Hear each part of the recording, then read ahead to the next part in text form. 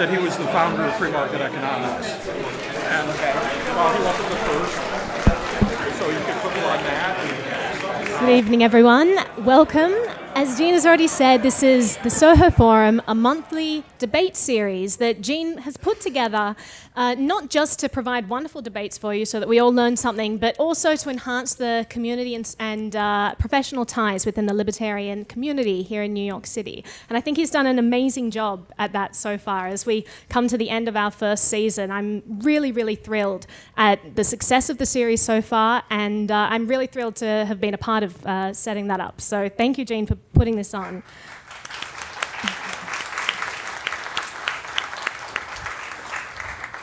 So we have recently begun to partner with Reason for this series, which is wonderful in so many different ways. You can actually catch this debate on a podcast form if you go to the Reasons podcast. You can also catch it on the Soho Forums podcast on our iTunes page, and we also release the videos within a week of each debate. So if you enjoy it, then feel free to send a link to all of your friends. It's on our YouTube channel.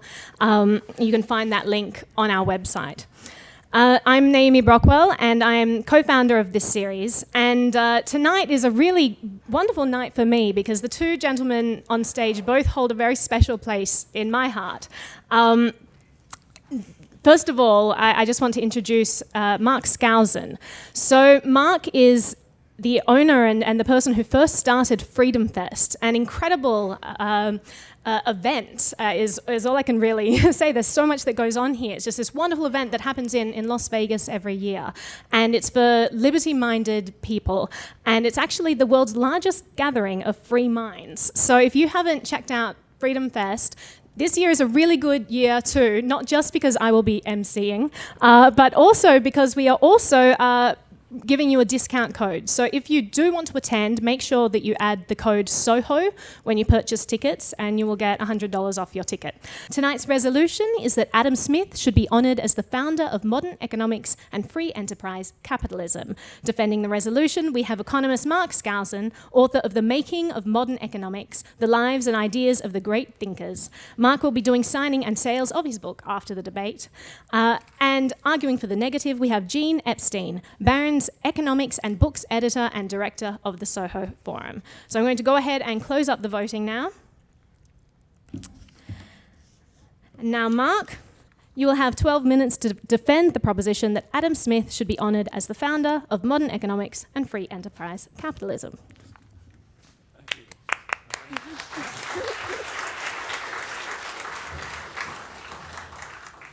Thank you. Well, I'm sorry I cannot see the whites of your eyes. It would be helpful to see my audience. Maybe we can turn up the lights, or is it this is the way it is? So let me start by telling you a story. In February 1793, the British Empire was in crisis.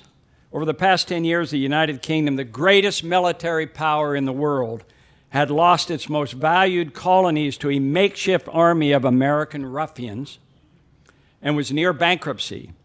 Lord North, the Prime Minister, was forced to resign. Now closer to home, King George III witnessed the shock of his life, the beheading of the sovereign French King Louis XVI and his queen only a week earlier in January 1793. And then the new French National Assembly declared war on England. Was the decline and fall of the British Empire not far behind, and was King George's life in mortal danger? What action should the monarch and the Parliament take to avoid the terrible calamity that had turned France into a bloody revolution and uprooted the very foundation of French society? Luckily, Lord North had been replaced by a very young but dependable Prime Minister, the Lord of the Treasury, William Pitt the Younger. For like many of his king's ministers, Pitt was familiar with the sensible policies and measures that would be needed to preserve a stable and prosperous commonwealth in the face of potential rebellion by the common citizens, as had happened in France. For he was a student of the new political economy, the new doctrine of economic liberalism, the laissez-faire of the French physiocrats, the system of natural liberty, advocated by a Scottish professor of moral philosophy who had gained immortality with the publication of a big, fat book with the lengthy title An Inquiry into the Nature and Causes of the Wealth of Nations, published in 1776, the very same year as the American Declaration of Independence, in 2 volumes by the prestigious publishers Strawn and Cadell. Was it not William Pitt the Younger who declared in Parliament in 1792 that the wealth of nations furnished the best, quote, furnished the best solution to every question connected with the history of commerce or with the system of political economy? E.G. West, Adam Smith's premier scholar, wrote, Pitt's commercial policy from 1784 to 1794 was explicitly based on Smithian principles. The commercial treaty with Paris, with France, the reduction of debt, customs reform, and resolute retrenchment in public expenditure, all of which occurred within a few years of 1776, were all clearly connected with this great book that was published in that same year. 3 years before his death, Adam Smith made his last visit to London, where he was invited to dinner, hosted by Pitt and others. Smith was the last guest to arrive, and upon entering the room, the whole company rose from their seats to receive him. When Smith requested, "Be seated, gentlemen," Pitt replied, "No, sir. We will stand till you are first seated, for we are your students." I'd like to have students like that.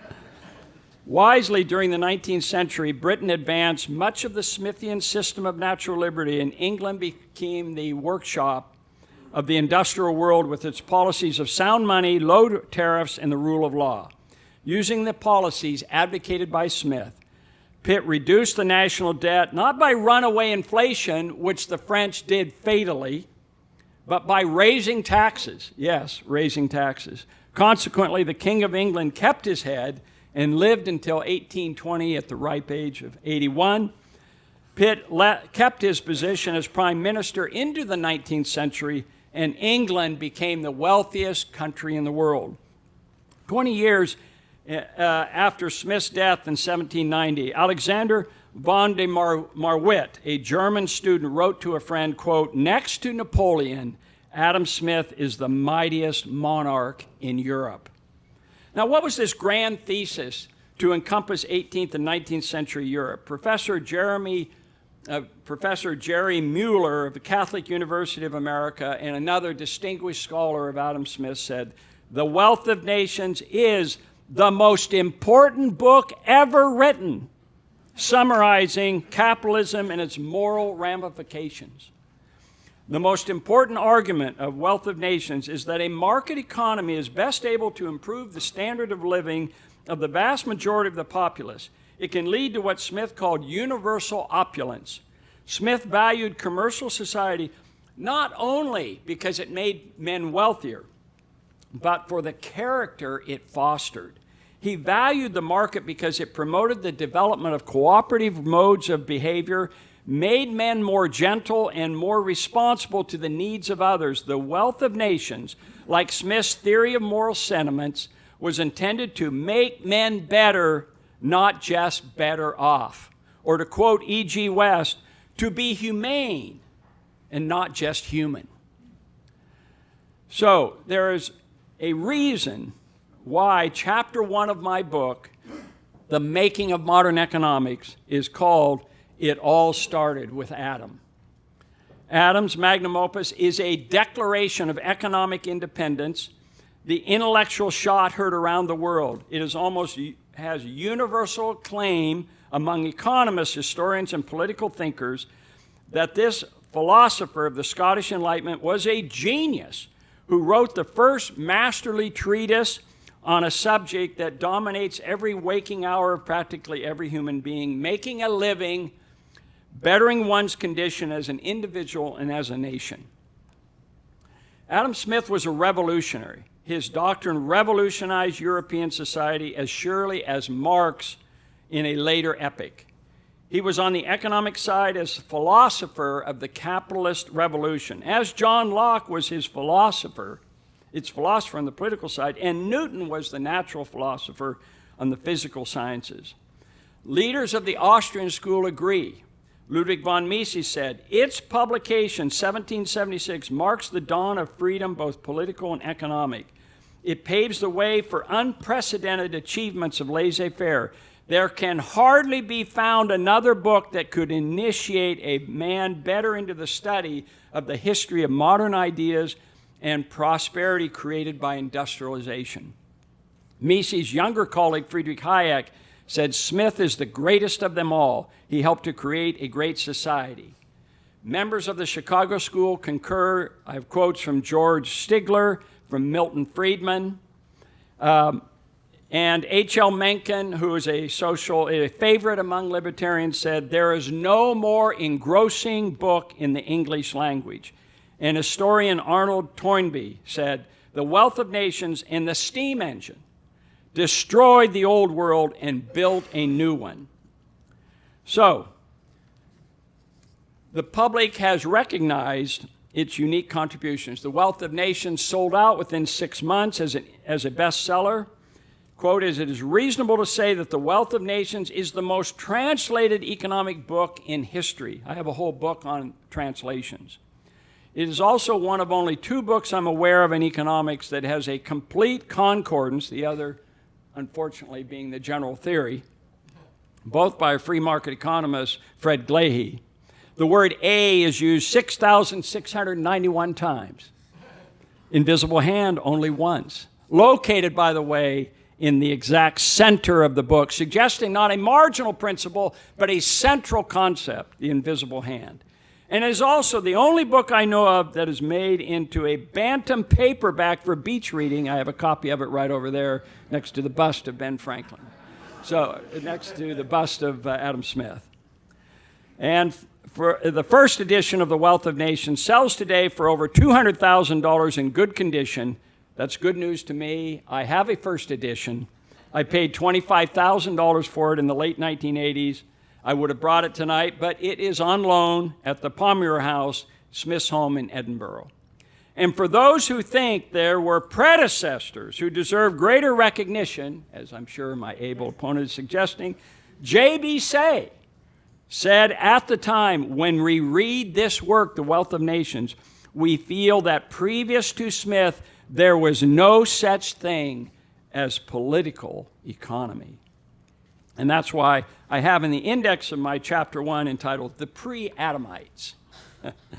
So why was Adam Smith's book so influential? I have 5 major reasons. 1, he boosted the free trade movement like no other and won the first round of socialist calculation debate against the mercantilists based on what James Buchanan has noted. Number 2, he offered a blueprint for a stable, moral, and prosperous society. Number 3, he made the case for laissez-faire, limited government. Number 4, he developed a system to reduce poverty and inequality. Number 5, he made political economy, now called economics, a legitimate social science. And let me just mention for those Randians that are among the audience, I will tell you one final story because we're run out of time. One of the major political debates during the 17th and 18th century was, quote, without an all-powerful state, who or what would maintain the social order? Thomas Hobbes, in his influential Leviathan, claimed that life was so nasty, brutish, and short that citizens should sacrifice their freedoms to an absolutely all-powerful state. Montesquieu told the story of the troglodytes, an imaginary race of primitive individualists who looked after their own interests exclusively and descended into civil war. In his historic context, Smith's Wealth of Nations created a new doctrine. He argued that under his system of natural liberty, the commercial society was not destructive or unstable, but was constructive and creating a stable, moral, and peaceful social order. Benjamin Franklin was the chief archetype of this person who used commercial interest for his interest. Individuals would place restraint on themselves with a cultural impartial spectator. They would be led by an invisible hand so that by pursuing their own interests, they would frequently promote that of society. Thank you.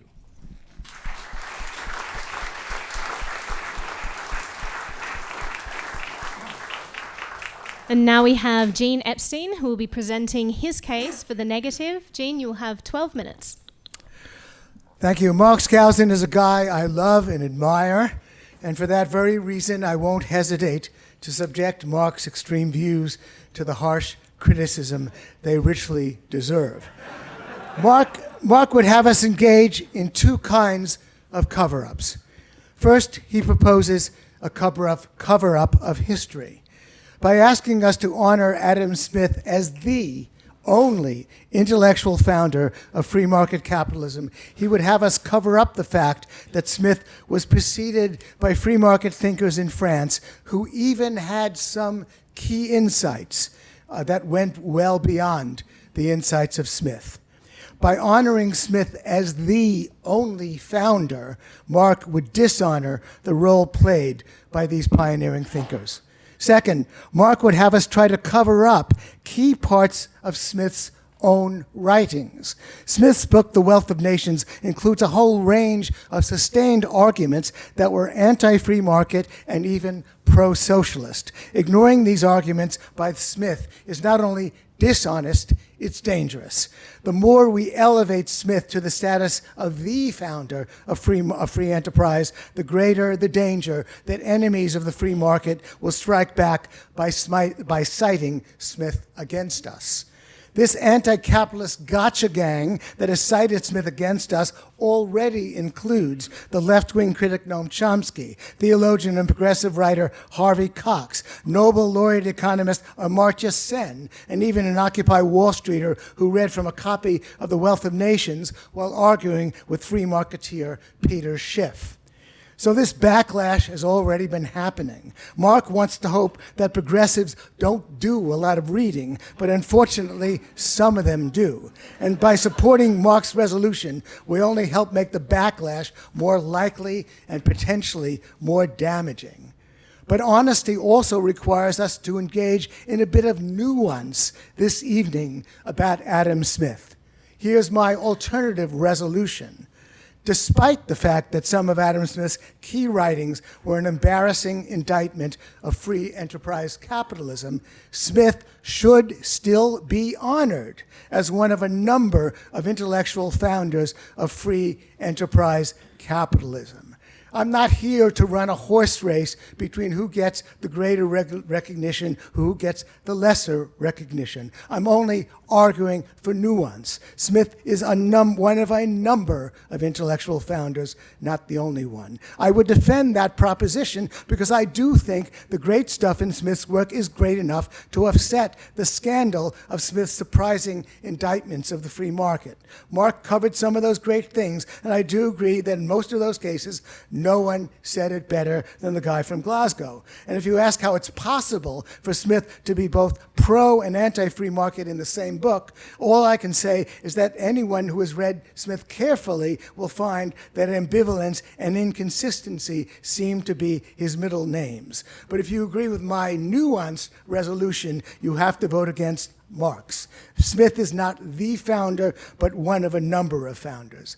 One of those founders includes a Parisian originally from Ireland named Richard Cantillon, whose book-length essay on the nature of commerce in general was published in 1755, 21 years before the publication of The Wealth of Nations. Mark might tell you I'm being unfair by saying he's covering up Cantillon's role, because in Mark's book, The Making of Modern Economics, The Lives and Ideas of the Great Thinkers, Mark does devote a couple of paragraphs to Cantillon. Mark even writes that Cantillon is, quote, regarded by Murray Rothbard and other economic historians as the true father of modern economics. Mark's disclosure is true as far as it goes, but it falls far short of full disclosure. Mark has quoted a number of people who think Smith was a major figure, and for the moment I won't quibble with all the nuances in those judgments. But Mark neglected to quote two great economists that he himself celebrates in his own book, who made similar claims for Richard Cantillon. Among those greats, Mark names the 19th century economist William Stanley Jevons. But he doesn't tell you that Jevons called Cantillon's book the first treatise in economics. Another great thinker Mark names, and even quoted this evening about Adam Smith, is Nobel laureate, Austrian economist Friedrich Hayek. But Mark doesn't tell you that in a foreword to a German edition of Cantillon's book, Hayek called Cantillon the first person who succeeded in penetrating and presenting to us almost the entire field which we now call economics. In other words, two of Marx's own great economists are calling him from the grave and telling him that Cantillon should also be included as one of the intellectual founders of free enterprise capitalism. We also know that Adam Smith read Cantillon, since Cantillon is specifically cited in The Wealth of Nations. Yet in certain key respects, Smith did not pay adequate attention to what Cantillon had to teach him. Mark writes in his book, Adam Smith advocated maximum economic freedom in the microeconomic behavior of individuals and the firm. But this is simply not true in at least one vital respect. Anyone who advocates maximum economic freedom can never advocate government-imposed price controls. And Smith wanted government control of the most important price of all, the price of credit. Smith specifically proposed a government-imposed 5% cap on all loans. In other words, he advocated usury laws. But in his own book, Cantillon specifically attacked and even mocked the usury laws. First, take Smith. His support of usury laws isn't just some brief reference in The Wealth of Nations. He considers the issue quite carefully. He writes, quote, if the legal rate of interest in Great Britain was fixed so high as 8 or 10%, the greater part of the money which was to be lent would be lent to prodigals and projectors, who alone would be willing to give this high interest. Sober people would not venture into the competition. By projectors, Smith means speculators. To protect these sober people, Smith endorses the present legal rate in Britain of 5%. Imagine we're arguing with Senator Elizabeth Warren, who would make high-interest lending illegal. All she need do is cite The Wealth of Nations to prove that her own high priest also believed that such practices should be outlawed. Marx presumably wants to hope that no one notices this section in Smith, but in this case, that turns out to be a vain hope. For exactly the sort of thing that Marx's extreme views invite, try an article in the New York Review of Books by left-leaning Nobel laureate economist Amartya Sen. Sen sets things up by venerating Smith. Then he goes in for the kill by informing us of one of the great man's misgivings about unfettered capitalism. Sen approvingly writes, discussing laws against usury, Adam Smith wanted state regulation to protect citizens from the prodigals and projectors who promoted unsound loans. For a breath of fresh air, try reading Cantillon on usury laws. Cantillon wrote, nothing is more entertaining than the multitude of laws and rules made in every century on the subject of the interest of money, always unnecessarily by sages who barely understand the facts of commerce, unquote. Cantillon addresses Smith's amazingly clueless idea that if you allow an interest rate of 8 to 10%, sober people would not be able to borrow. As he explains, interest is always highest in proportion to the greater risk, quote unquote, I'm quoting him. And it diminishes from class to class up to that of rich merchants who are known to be creditworthy. The interest stipulated for this class is called the current rate of interest, and it differs little from the interest rate charged on land mortgages, since mortgages, of course, command low interest rates because they have property as collateral. Cantillon linked borrowing at high rates of interest to the profitable activities of entrepreneurs, and he went on to approvingly cite an interest rate as high as 30% that some entrepreneurs can profitably borrow at. Wouldn't it be great to be able to tell Elizabeth Warren and Amartya Sen that according to another intellectual founder of free market capitalism, Adam Smith was one of those, quote, sages who barely understood, quote, the facts of commerce when it came to usury laws. But if you vote for the resolution Mark is defending, that option is not open to you. When it comes to an understanding of the vital role of entrepreneurship, a cornerstone of free enterprise theory, Marx admits that, compared to Kantian's book, this he writes in his own book, entrepreneurship is downplayed in The Wealth of Nations, but that's an understatement. Kantian used the word entrepreneur more than 100 times. Smith never uses the word entrepreneur, but briefly refers to undertakers, which was relatively tone deaf to risk-taking. Smith's anti-capitalism gets even worse. Smith attacked landlords. In New York City, everyone hates landlords, and all they do is cite Adam Smith to justify that hatred. Smith even spoke about capitalists and landowners deducting from the produce of labor. And hence exploiting labor in this zero-sum game. You will find nothing of this in Kantian, who explains how entrepreneurs add value to the incomes of laborers by coordinating and improving the allocation of labor. That still doesn't exhaust Smith's indictment of the free market, but I'm running out of time. Marx's absurd position on Smith can be likened to someone defending the resolution, John Adams should be honored as the founding father of the American Republic, instead of one of the founding fathers. I cite Adams because a major blot on Adams' record as president is suppressing free speech. And as I mentioned, Smith had many such blots, almost to the point of having Benedict Arnold tendencies with respect to the free market. But I do insist on my resolution. Adam Smith should be honored as one of a number of intellectual founders of free enterprise capitalism. Among those others, I would include Richard Kantian and Jacques Turgot, who came before Smith. And among those who came after him, the 19th century French thinkers J.B. Say and Frederick Bastiat, and the 20th century Austrians Ludwig von Mises and Friedrich Hayek. And if you agree with my resolution, you have to vote against Marx. Thanks very much.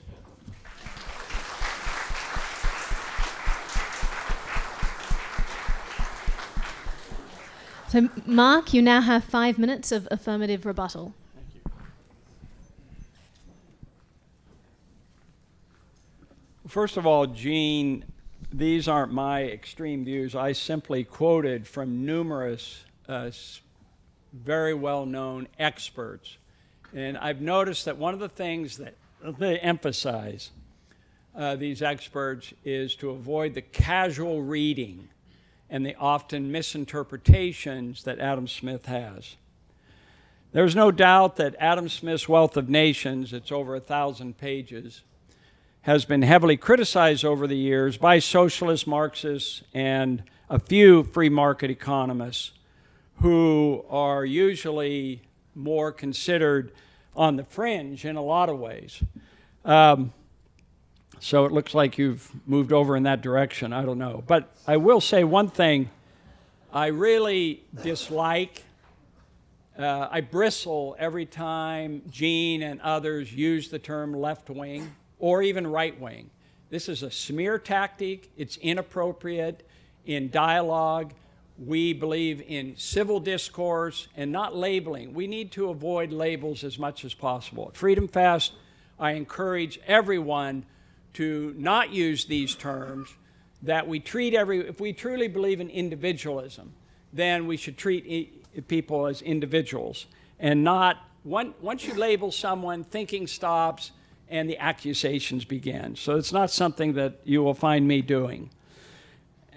Gene makes some valid points. I am not here to support usury laws that Smith advocated, no question about that. But it is interesting that while Smith advocated usury laws on moral grounds, basically minimizing the effect of subprime loans, he was making a moral argument, his views did not carry the day. If we're talking about influence, if we're talking about a founder of a science, then you have to talk about influence. Kantian is not a book that you can have a Bantam paperback. In fact, the only place you can find it, you will not find it in any of the bookstores. You have to find it at the Mises Institute that has published it. And of course you can read it, and they padded it to make it look like a thick book of 250 pages, but in fact it's only about 150 pages because they have so many blank spaces between each chapter to make it seem thicker than it is. It's not a fat book. And it takes fat books to influence the world, with the one exception of the New Testament. Now, if Gene Epstein's criticisms of Smith are so overwhelming, and believe me, he is using a parenthetical approach to reading of Adam Smith and others, I presume, why would Ronald Coase, the great Nobel Prize economist who is familiar with all the arguments against Smith, stated unequivocally at the Mount Pelerin Society meetings in 1976, quote, Adam Smith was a great economist, perhaps the greatest that has ever been.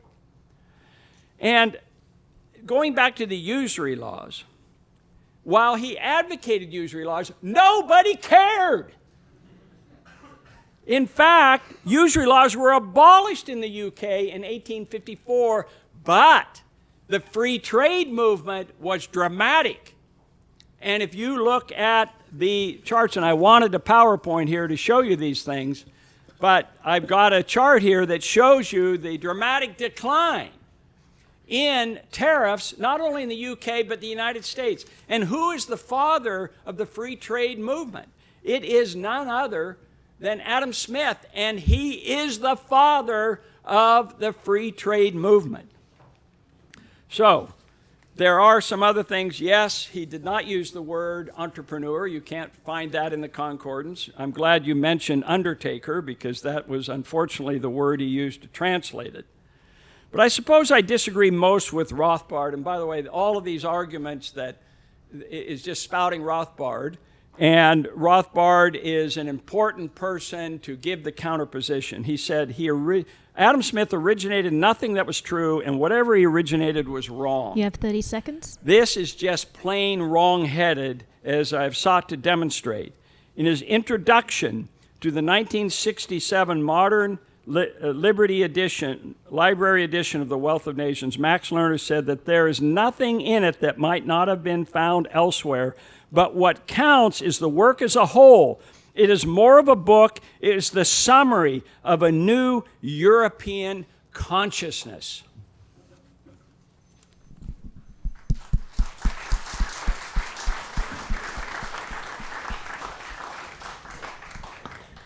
My good friend Mark wants intellectual history to become solely a popularity contest.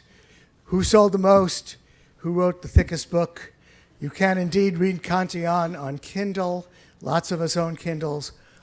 And indeed, I would actually grant that popularity is a factor if you're talking about influence. Indeed. But surely, popularity in terms of intellectual history is not the only factor. Kantian was not obscure. Turgot was not obscure. They were both read by David Hume. They were both read by Adam Smith. Excellent contributions, pioneering work, recognizing those champions of the free market. That's what we are also all about, whoever we are, progressives, libertarians, or what have you.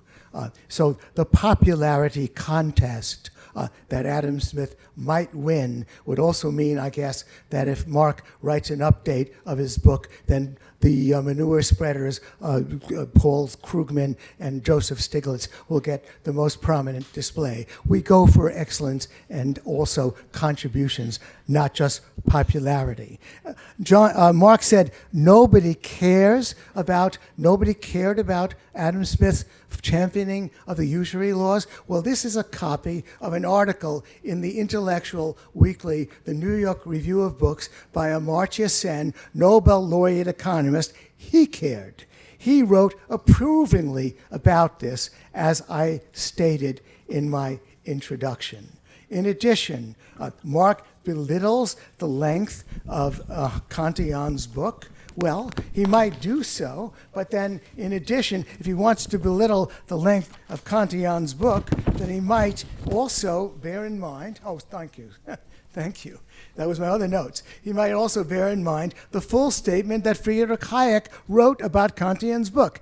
This gifted, independent observer, enjoying an unsurpassed vantage point in the midst of the action, coordinated what he saw in the eyes of a born theoretician, and was the first person who succeeded in penetrating and presenting to us almost the entire field, which we now call economics. That was indeed done in the space of about 185 pages.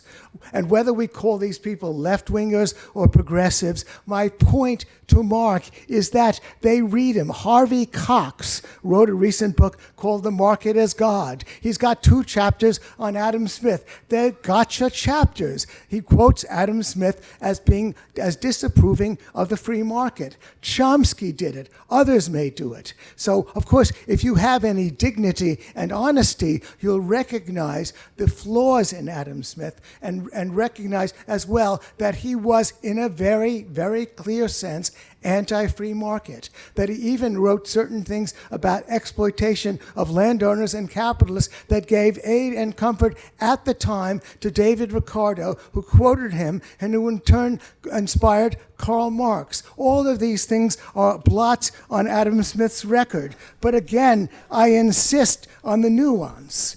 I insist on recognizing that Adam Smith should be honored as one of a number of intellectual founders of free enterprise capitalism. If Mark and other well-meaning people who keep putting Adam Smith in the pantheon as the alpha and omega, if they keep doing that, they are leading with their chins. There will be more Amartya Sens, more Noam Chomskys, more progressives, as I think Mark prefers me to call them, calling us out and embarrassing us on the fact that Adam Smith, oddly enough, was ambivalent, contradictory, inconsistent on free market capitalism, and wrote many, many things that give aid and comfort to enemies of the free market. So again, nuance is the theme of the evening. Yes, he was great. There were many great things in him. I don't agree with Murray Rothbard, as Mark seems to imagine. Murray Rothbard was a great guy, but Murray Rothbard's criticisms of Adam Smith went way overboard. He did not recognize the excellence and the greatness of Adam Smith, as I do. But unlike Mark, I recognize that we will be engaging in cover-ups of history and cover-ups of Adam Smith's own writings unless we put him in his place as one of a number of founders, not the founder. Thank you.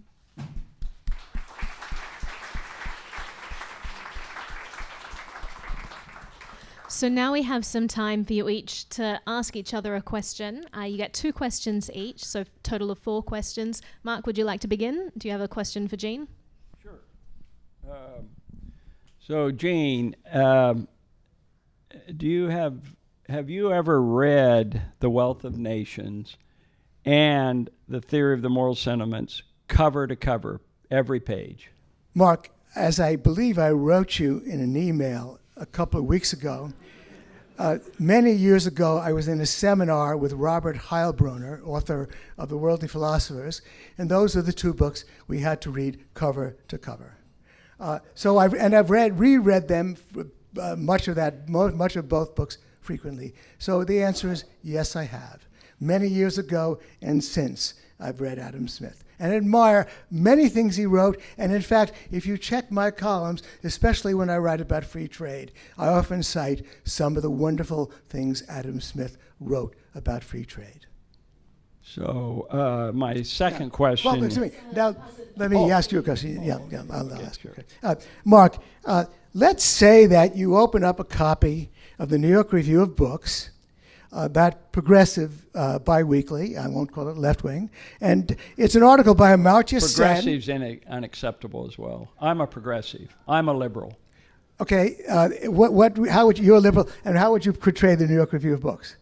Quick question. I wouldn't. I treat everyone who writes that writes those articles as individuals, and so I don't try to color my views before I read them. I want to judge Before you read them, by oh, okay. whether Well, if or you've read what Amartya they Sen, said. well, if you've read Amartya Sen, then you'd know that he is a progressive. But let that pass. What I will does that say, Mark, mean? I will only. What does that mean? Excuse me, Mark. I'm sorry. That was just a preamble. Let me get to the question. The question is only this. Amartya Sen writes that Adam Smith was monumental. He knocked it out of the park. But then he writes, Smith called the promoters of excessive risks in search of profits prodigals and projectors. Discussing laws against usury, Smith wanted state regulation to protect citizens from the prodigals and projectors who promoted unsound loans. He then goes on to say a great part of the capital of the country would thus be kept out of the hands of those who are most likely to make a profit, to be kept out of the hands who would destroy it. Sorry for stuttering. Go ahead, Mark. My question is, what letter to the editor might you write in defense of Adam Smith if you read that article by Amartya Sen in which he approvingly argues for usury laws, citing Adam Smith? Well, I've already discussed that. I don't support Adam Smith's argument for usury laws, even though it was a moral argument, basically trying to keep people who are struggling and usually pay a high interest from entering that market, the so-called subprime loan market. And so that's the only argument that is used, a moral argument on usury laws, and it's not one that I accept. So why would you even bring that up? Wouldn't you feel more comfortable citing Kantian on the foolishness of people who propose usury laws?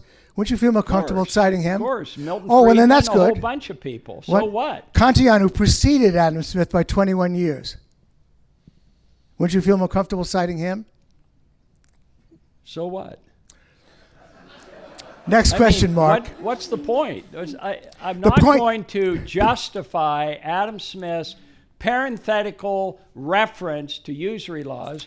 I'm looking at the big picture of Adam Smith, and you're not. Read the book.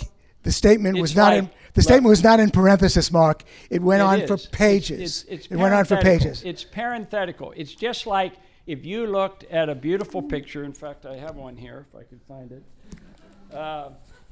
If you had a picture, I don't have it here right off. Where's that? The second page.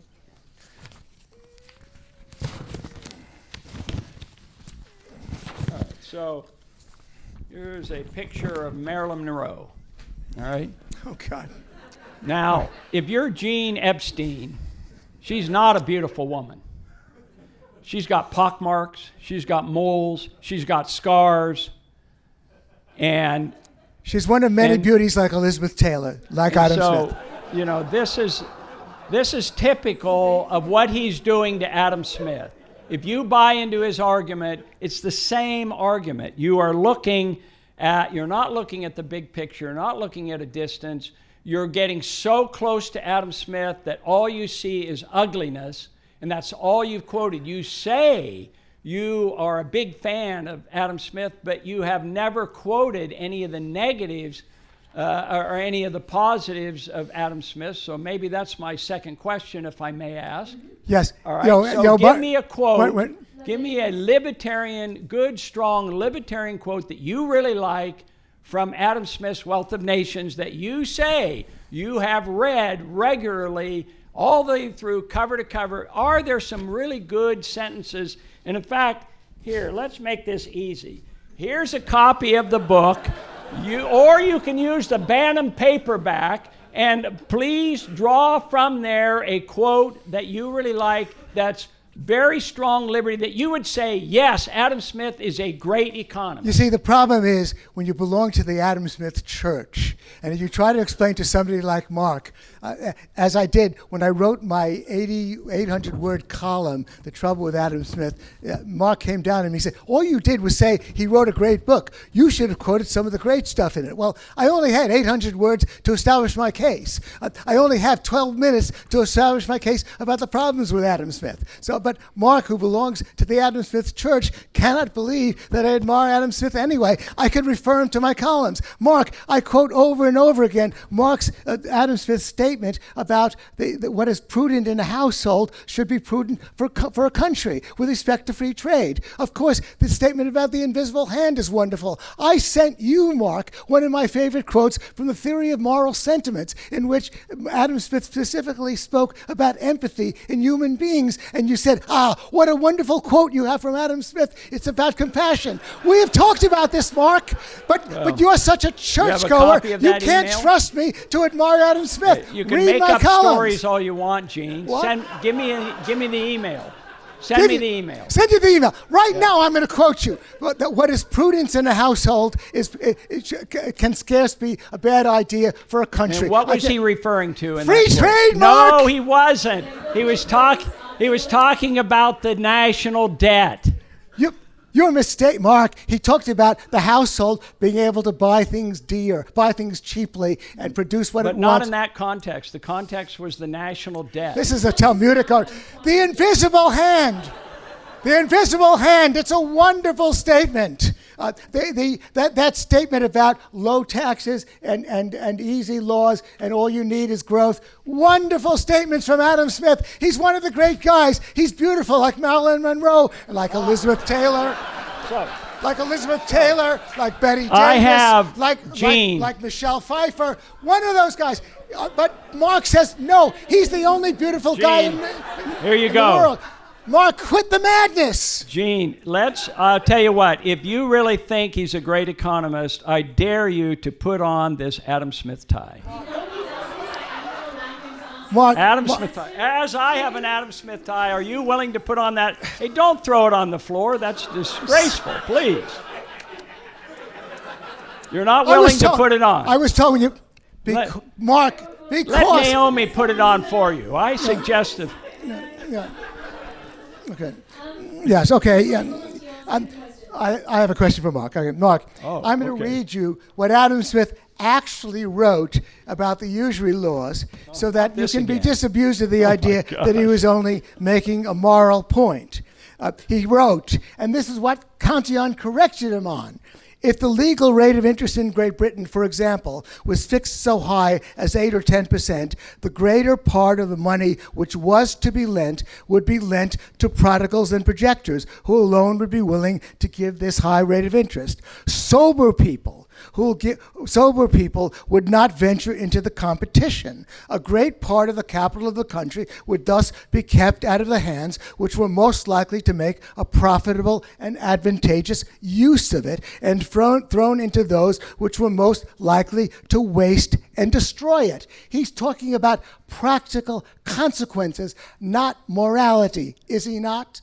In that statement. Do you want me to read it to you again? No, it's fine. I agree. Excuse me. You said he was talking only about morality of lending. He's saying practical consequences. If we allowed an 8 to 10% interest rate, then the sober people would not be able to borrow. That's a practical consequence, is it not? Do you agree? Sure. Okay, then you said sure. Then you therefore have to abandon your view that Adam Smith was inveighing against supporting the usury laws because he thought it was a moral issue. He also thought it was a practical issue. Cantillon showed, no, you're clueless, because obviously the credit-worthy people would also be able to borrow. So again, it was a practical issue, hardly a parenthesis in Smith. Now you're nodding, Mark, so it looks like you're coming along to my point of view. It's just a waste of time to even talk about this. It's just immaterial. Yes. It's impractical. The usury laws are not an issue anymore. So why do you keep bringing They it up? are for the New York Review of Books in March's Sen. Apparently. But you don't care, Mark. Yeah. You don't care. That's right, because the rest of the world doesn't care. The rest of the world doesn't care about the New York Review or March's Sen. I didn't realize. Why don't you change the whole debate and let's have a debate on usury laws and see how many people show up. I mean, seriously. How about the entrepreneur? Do you want to debate that? I'll give you a quote that everybody in this audience ought to applaud. May I do that? To prohibit a... I'm going to stand up for this. to prohibit a great people from making all that they can of every part of their own produce, or from employing their stock and industry in the way that they judge most advantageous to themselves, is a manifest violation of the most sacred rights of man. Now, who said that? Adam Smith, and it's one of his great statements, Mark. That's why he's one of the greats. And is it in Murray Rothbard's book? Is it in one of your quotes in your many columns on The Trouble with Adam Smith, a title which I would never write? I'll have to leave that crazy question unanswered. So we are going to go to audience questions. As I said to Mark, I'll run out the clock if all I do is talk about his greatness. He believed in the exploitation theory, did he not? He wrote the capitalist profit was a deduction against. That was his word, deduction. Is that true too, Mark? Okay, we're going to go on Or is to that just audience a parenthesis? questions. If you have a question for these two gentlemen, please line up. We have a microphone set up on the side there. While we're waiting for people to line up, Finally, some sane questions. I just wanted to once again thank the Smith Family Foundation. They, of course, have been wonderful supporters of this series from the very beginning. Without them, it would not be possible. So I just want to give them a round of applause.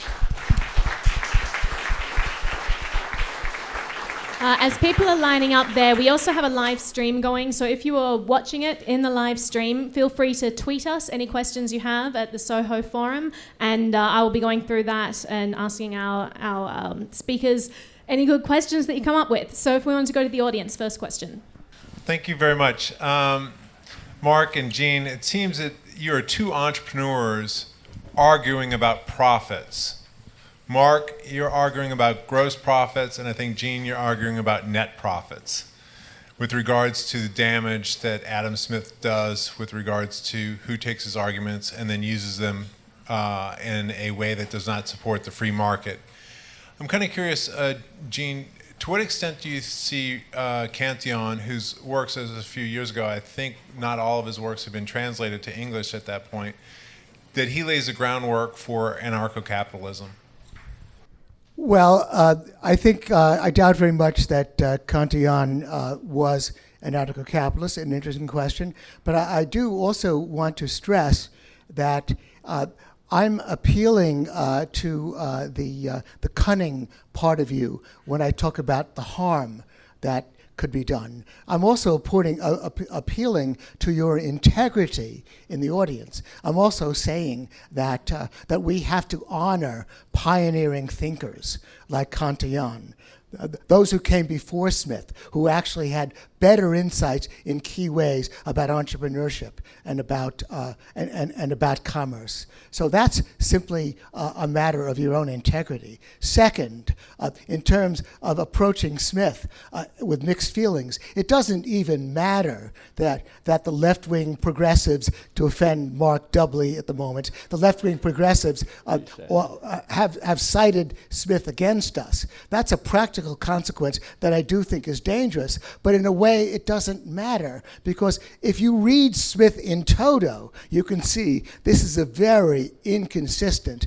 very ambivalent thinker who in certain ways laid the groundwork for Marxism, who again wrote that capitalist profit is a deduction, who was so tone deaf to entrepreneurship as compared to the French that he could only think of capitalist profit as a deduction. So that's just in terms of caring about cover-ups of history and cover-ups of writings, quite apart from the net profit issue of the harm done by promoting Adam Smith. I'd like to comment on that. I just read Jerry Mueller's book on Adam Smith. He said the distinction between Marx and Smith couldn't be clearer. In Marx's view, capitalism caused the ordinary individual to be poor, dehumanized, and alienated. For Smith, capitalism, provided there was freedom, helped him become affluent, humanized, and unalienated. They're just two extremes. And so I think it's, again, you can, like the Bible, you can find anything you want in Smith to support these views. But the fact is that the really real scholars in this area do not have any problem distinguishing between Marx and Smith. Well, of course, there's a difference between Marx and Smith, but Smith was a precursor. I remind Mark that Smith also wrote later on about the division of labor in a capitalist society, that it makes a worker as stupid as it is possible to become, and wanted education. So even he talked about alienation. Yeah, I also remind.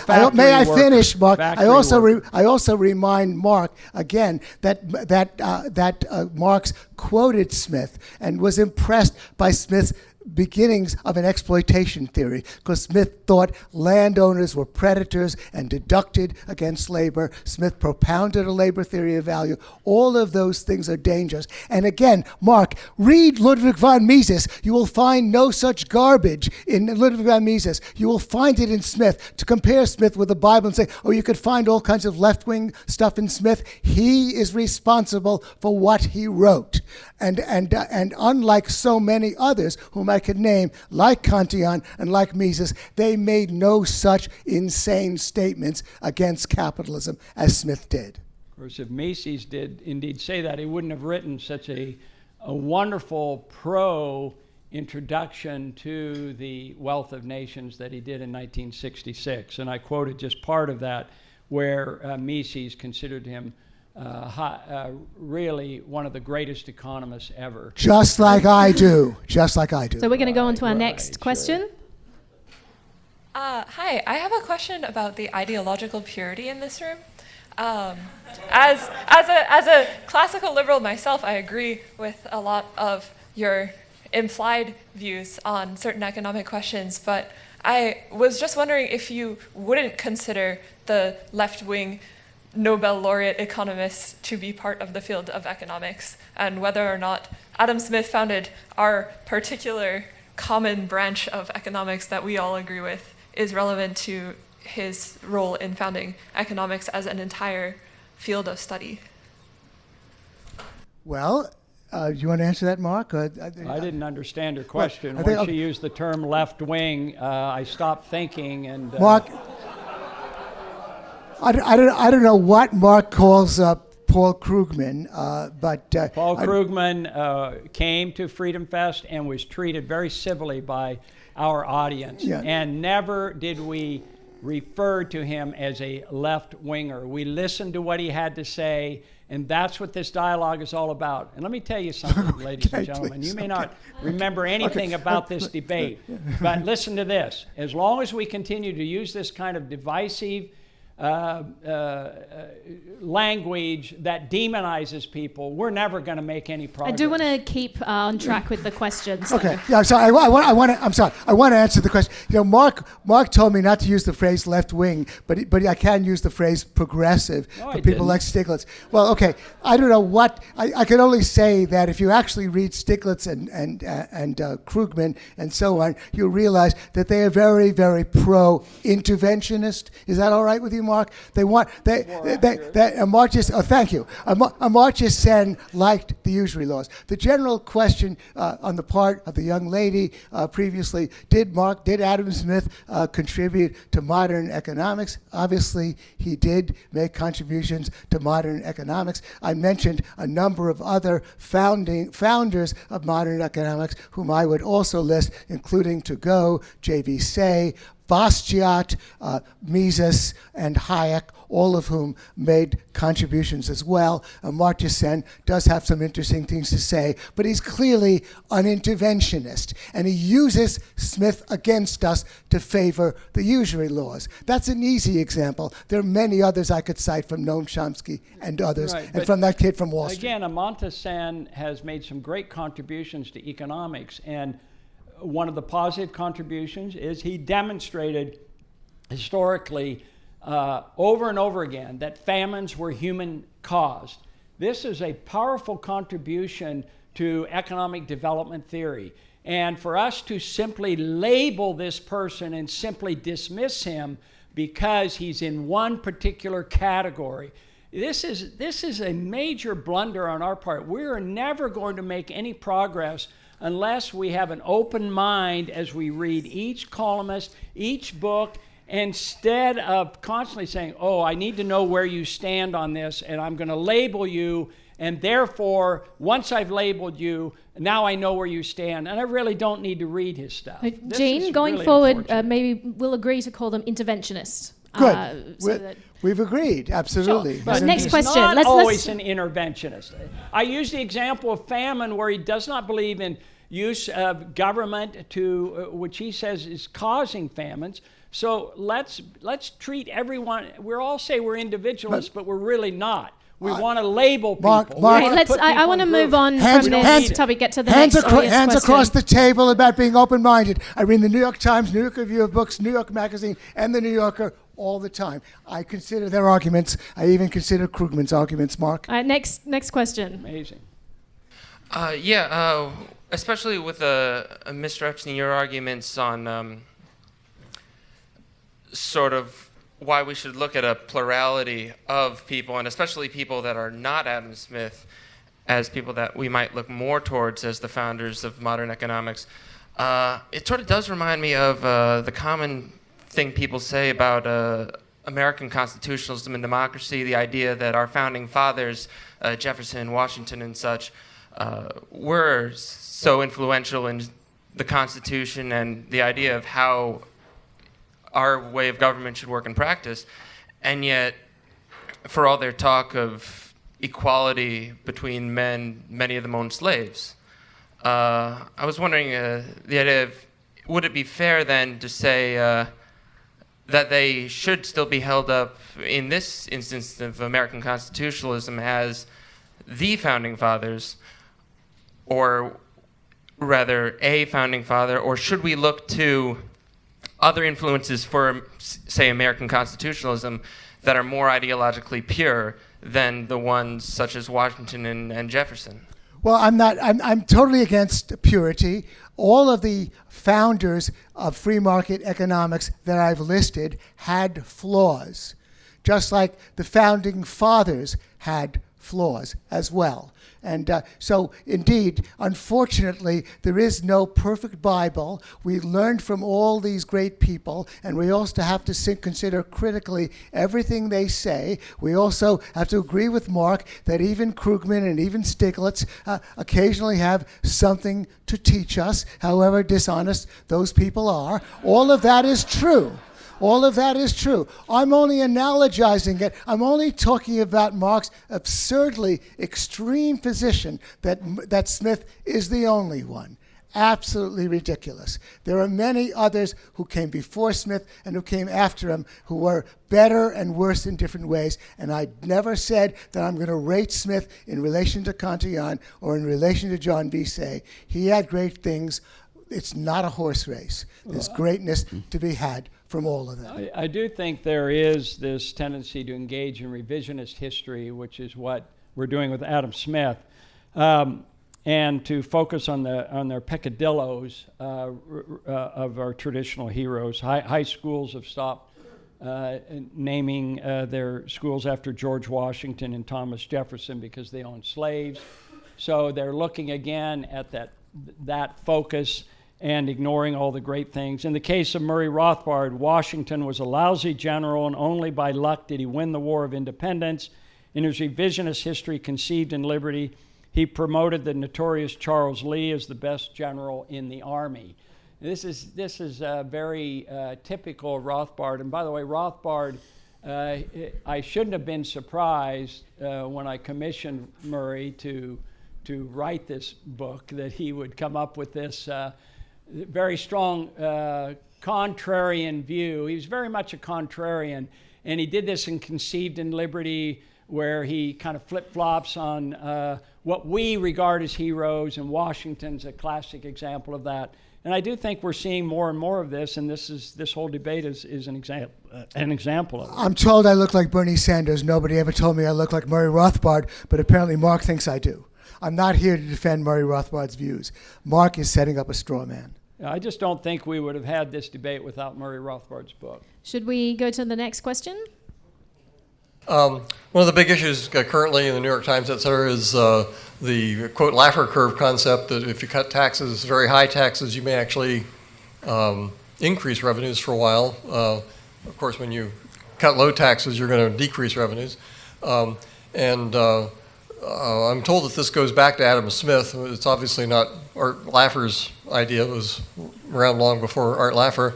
I'm told it's in Adam Smith in the chapter on taxation. I just read it this morning trying to find it, at least up through the appendices, and he clearly understands that if you raise taxes, the base goes down, but he doesn't spell out the idea that beyond some point when you continue raising taxes, total revenues are going to start declining. I couldn't find it in that chapter. Is it somewhere in the Wealth of Nations? I didn't...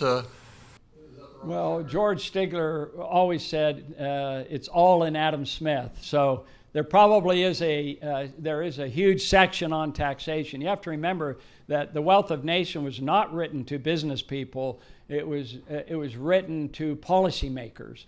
That was his primary motive in his arguments on free trade and taxation and so forth, and the whole system of natural liberty was a concept. So taxation is very much an issue, and some say flat tax is what he proposed. There's quite a bit of written about proportionality. He talks about proportionality. There's one section on real estate where he talks about progressive taxation, and I noticed that the progressives, in the true definition of the word, favor progressive taxation, and they will quote Smith by this one section on real estate taxes to suggest that. So it's probably in there. I'm not familiar with an actual quote about the Laffer curve example. Of course, Kansas is the new topic now, because Kansas just apparently was a failed example of supply-side tax cuts, and they've had a lot of problems in Kansas as a result. So. Gene, do you have anything to comment on that? No, I second Mark's statement. All right, fully. Next question.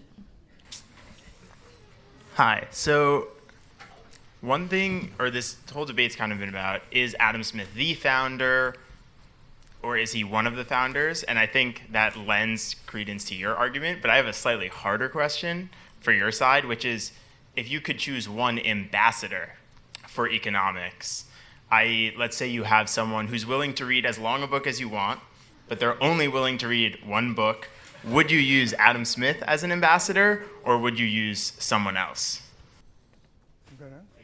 Well, that's what this debate's about. His is Cantillon, and mine's Adam Smith. I mean, The answer is neither Turgot's pretty good. But Well, thank you for answering for me, Mark. I thought you just answered for J.B. yourself. Say, perhaps? I think the spirit of that question really is, if you had one book to recommend to somebody who wants to read about economics, then which one would you recommend?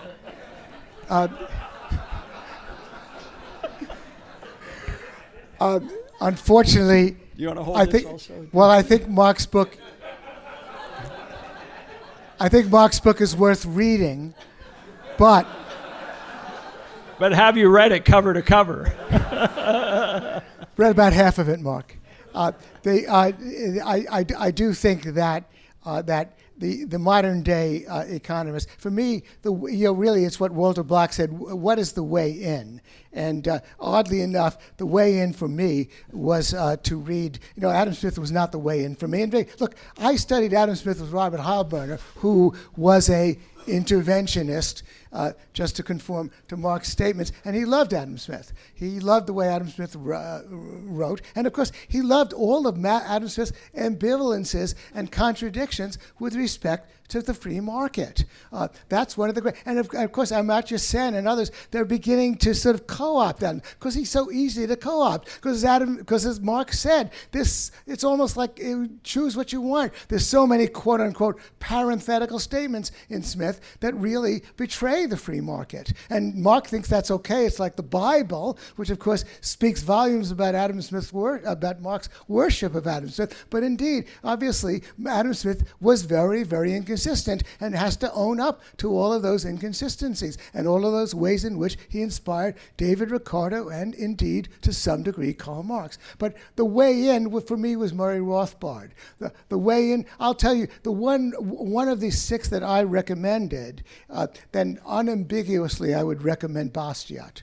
Bastiat was a fiery writer. I would recommend some of the essays of Bastiat because part of it is who is the most accessible. I would recommend passages in Smith, but if there's just one writer to choose, Bastiat would be my choice. By the way, do you know what side of the French assembly Bastiat sat on?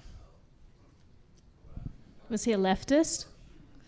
We don't use that word, Mark. No, we don't. That's exactly my point. That's exactly my point. That just shows you why we need to stop using these terms. I vote we stop using the word it's leftist. Not fair. I also vote against Mark's resolution. All right, let's go on to the next question. Mr. Skousen, Skousen, can you explain why Adam Smith should not be viewed as a step backwards in comparison to, say, the writings of the French scholastics, the Spanish scholastics at the University of Salamanca? They seem to be, Smith's writings just seem to have gone backwards in comparison to what they wrote on subjective value, monetary issues, even victimless crimes. Right. So I think what we're doing is typical history, looking at it through our eyes today, which is very common. It's very easy to do, and we're easy to pick out all the mistakes that are made. I mean, we look back at Newton, okay, as a classic example, and Newton was a big believer in alchemy. And do we hold that against him? No, because we recognize the broad positive contributions that Newton made in calculus and the principles of natural philosophy. And I attempted to show you that at the time, Smith was viewed as this great breakthrough, really revolutionary. And quoting Say, here's a Frenchman who is familiar with Turgot and Cantillon and so forth, and yet he says it's like before Adam Smith there was no political economy. And so you're almost scratching your head saying, well, aren't they familiar with these people? And the fact is that at the time when Smith's book came out, and he spent 10 years in France writing the book, he was very good friends with Turgot and knew a lot of these people, and he obviously didn't get everything exactly right, but the main thesis, and see, this is the thing that's been missing in Gene's basic philosophy, which I've been trying to get you to understand, is there is this overwhelming archetype view that he was arguing for, and he was very effective in this statement rather than these parenthetical ones. And that is this invisible hand doctrine that people could act on their own and engage in self-interest, enlightened self-interest, and the results were beneficial to the general public and resulted in peace and social stability and prosperity. And not only prosperity for the rich and the aristocrats, but for the common man, for the English working man, for the French peasant, for the German worker. These are the people that he was saying would benefit from a system of natural liberty. System of natural liberty was the term he used. He did not use the term laissez-faire, the French word. It's also not in The Wealth of Nations. So that's a very important point. I just want to make a brief point, correcting Mark, that I scrupulously quoted Cantillon on entrepreneurship and on the usury laws in order to show that I am not in any way trying to anachronistically condemn Smith for his errors. And I also quoted Smith on exploitation. That's something he introduced, never in Cantillon. Cantillon recognized the entrepreneur adds value. So indeed, Mark would be right if we are anachronistically correcting Smith in light of today's wisdom. I'm talking about how he was indeed, in several key respects, a step backward from his own time, from his precursors among the French. Yeah, but again, and it's I want to move on to the interest. final question, just because we're running out of time. This question's for both of you, but maybe Mark in particular. If you were tasked with writing an encyclopedia entry for Cantillon, what would you write? Well, Cantillon, I would write, is really a great French writer who got it right on pretty much everything. Now, I don't know how much of a physiocrat he was, because the physiocrats did argue for agriculture. I know Turgot in particular was favorable toward agriculture and affected Smith in that respect. And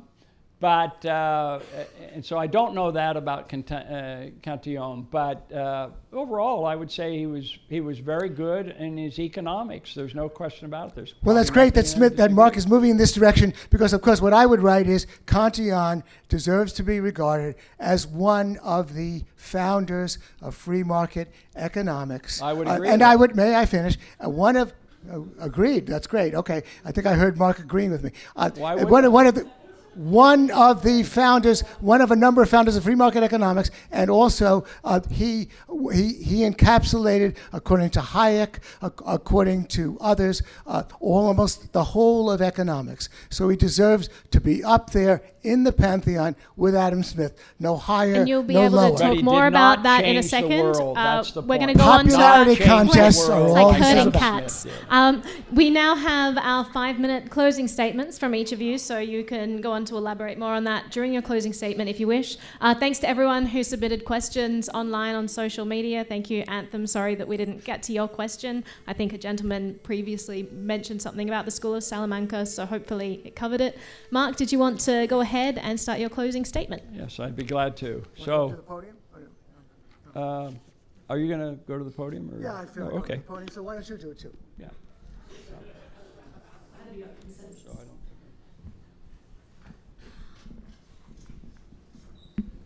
Props for this part.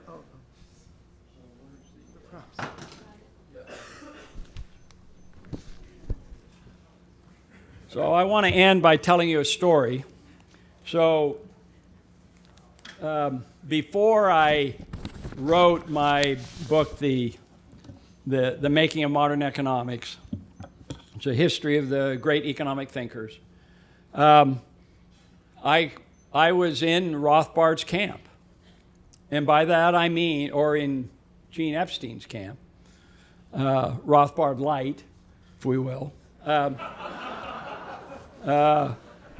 I commissioned Murray Rothbard to write his history of thought. It was supposed to be, and I did this in 1980. I paid him $20,000 advance to write the Contra Heilbronner book, The Worldly Philosophers, of which his favorite economists, in my reading of his book, were Marx, Veblen, and Keynes. And so I said, I would like you to write 12 chapters, 1-volume work, a free market alternative to Heilbronner's Worldly Philosophers. And he agreed to do that. So 1 year, and he was supposed to do it in 1 year. Well, 1 year went by, 2 years went by. Finally, I kept asking, where's Marx? And he finally got to Marx and then did the other chapters. And unfortunately, he died in 1995.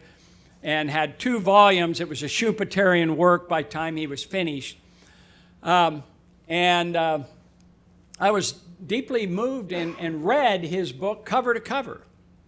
And Rothbard was very much a mentor to me. I thought he was the ideal person to write this book. And he passed away, so he didn't finish his history of thought. And so I thought, after all my years of experience, that I would finally write a history of thought, which is now called The Making of Modern Economics. Well, of course, I started with chapter 1. I had the title. It all started with Adam. And the entire chapter was Rothbardian through and through, critical of Adam Smith, saying he went down the wrong road, all the arguments that Gene Epstein has spoken to today. I was in that camp, and I wrote that chapter. So one time I headed out to Utah, and I had that chapter in my hand, and I went to my wise old uncle, Cleon Skousen, who I considered with great wisdom and influence in my life. And I handed him the chapter. I said, would you mind reading this and tell me what you think? Before he could even read it, he put his hand on my shoulder and he said, Mark, I'm going to tell you something. The invisible hand doctrine of Adam Smith is inspired of God. Well, when he said that, it really shocked me. I said, well, wait a minute. Maybe I have the whole wrong attitude here on Adam Smith. Maybe he is this great hero that a lot of economists have said, or maybe it's Rothbard is right. Who is right? My wise old uncle Cleone, who's not a trained economist, versus the trained economist, the mentor, Murray Rothbard. And I said, there's only one way to solve this problem. And I said, I will pick up the book and read it cover to cover and make up my own mind, which I did for 2 months. And if you can look through this book is special to me because it's marked up through and through all the way. And when I was finished, I put the book down and I said to myself, it's clear as ever, Murray Rothbard is wrong and my wise Uncle Cleone is right. This is a great book. I tore up my chapter of first chapter, rewrote it, made Adam Smith the heroic figure and it totally transformed this book. Mike Sharp, the publisher of this book, was close friends with Robert Heilbroner and told me that my book would eventually take the place of Heilbroner because of the heroes in my book are Adam Smith and those who promoted the running plot of the system of natural liberty, who defended it, who improved upon the house that Adam Smith built because it was not structurally complete or full. It needed the marginal revolution, the contributions of the British school, the Austrian school, the Chicago school, and I had a good ending with my final chapter. And yes, in my final chapter. And so the book is, as a whole, and a very powerful, I did something in economics that had never been done before. The history of economics was a hodgepodge. This guy said this guy said that. There was no hero. And I discovered I could make a hero out of this book, out of this history, with a running plot and with those who are judged for and against Adam Smith, improving or tearing it down, and triumph in the end with the dramatic rise of free market capitalism with the collapse of the Soviet central model system. Thank you.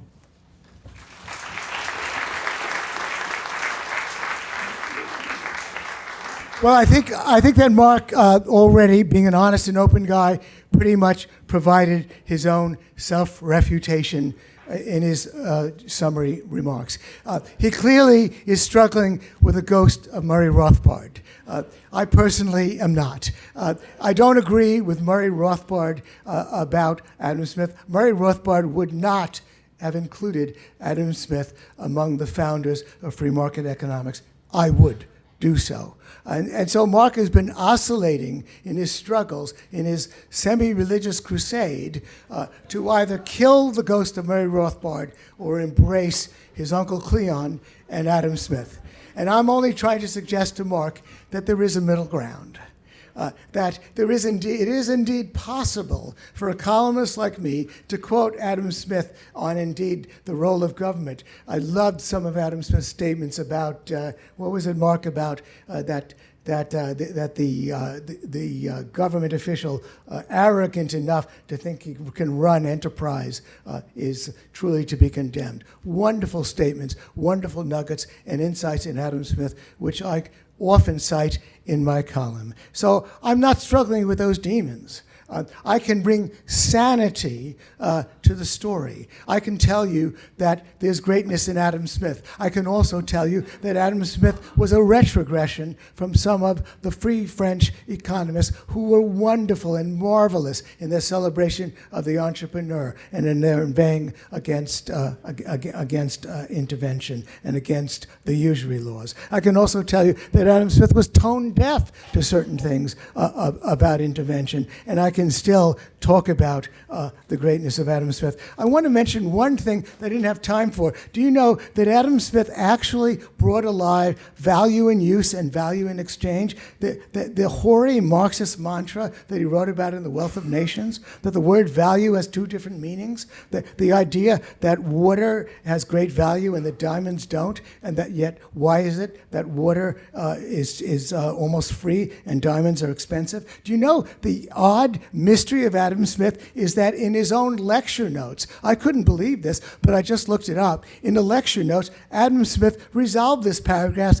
When he lectured, he wrote that cheapness is in fact the same thing with plenty. It is only on account of the plenty of water that it is so cheap as to be got for the lifting, and on account of the scarcity of diamonds that they are so dear. So Adam Smith put into the language this Marxist mantra about value in use and value in exchange, and yet he was contradicting his own lecture notes. And then we even find that what he wrote in his lecture notes about this supposed paradox between water and diamonds had already been resolved by Turgot, by Hutchinson, by others who came before him. So this was the most perverse mystery about Adam Smith altogether. Marxists, believe me, the Marxists are still around, and they still believe in value in use and value in exchange. So again, we have so much to worry about from Adam Smith. It's compelling that we take a few stripes off him and relegate him to one of the greats. That's all I am arguing for. I'm not religious. I'm not struggling with Murray Rothbard. Among those intellectual founders, I would include Cantillon and Turgot, Say and Bastiat, all of those people who came before him and came after him. If we continue with Mark to promote Adam Smith as the guy, the king, we are leading with our chins, because there is much in Adam Smith to embarrass us. I wrote Mark a while ago that it was unfortunate that Adam Smith did not use the word entrepreneur, and Adam Smith and Mark wrote me back that it was impossible for him to do so because the word entrepreneur did not come into use until decades later in the writings of J.B. Say. I had to correct Mark. I told him, no, the word entrepreneur is used over 100 times by Cantillon, and he analyzes it. He's sensitive to borrowing at a high rate of interest because he writes about the entrepreneur. And Mark, being naturally gracious and open-minded, wrote me that he stood corrected and he would make the correction in the 3rd edition of his book, which he did. Now, he didn't acknowledge me, but I'm not looking for that. No, I'm only looking to further the truth. For the 4th edition, Mark, I now urge you to amend the first chapter called It All Started with Adam. It did not all start with Adam. It all started with a bunch of people. Intellectual history is not a popularity contest. We accorded according to originality, pioneering work, and merit. We have integrity. Therefore, you must vote against Mark's extreme resolution and vote for the other modest resolution. Adam Smith deserves to be honored as one of a number of founders of free market economics. Thank you.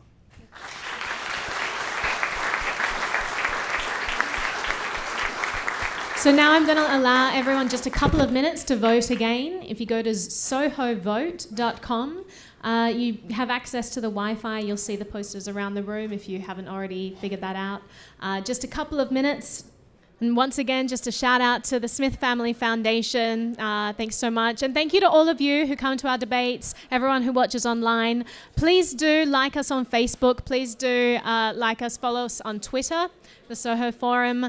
Keep up with social media. We have a discussion group online as well for all of those who buy our packages. So if you plan to come to more than one of this, I would suggest getting a package and being part of the discussion group. All right, closing the voting.